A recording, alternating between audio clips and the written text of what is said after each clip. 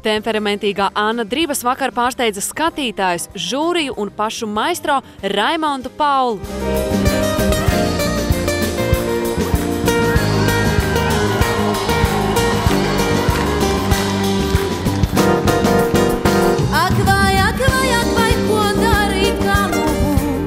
Par ko es tev gribu ļoti uzslavēt, malacis par Paulu, ka tu piegāji viņam klāt.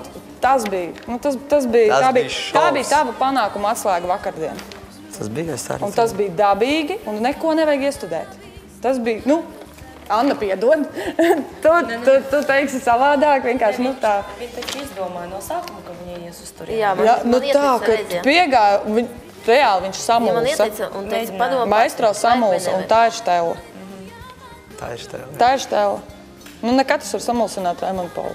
Es ceru, ka man sieva neskatījās televīziju.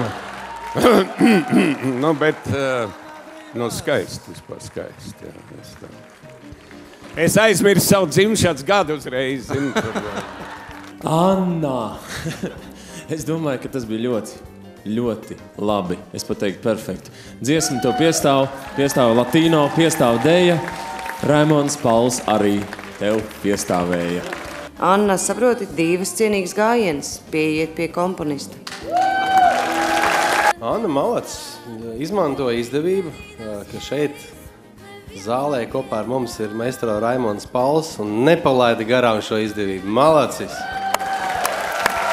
Es arī izmantoju to iespēju pienakt pie Paula. Bet es gan nezināju, ka viņš piecelsies un sāks la. Apskās, jā.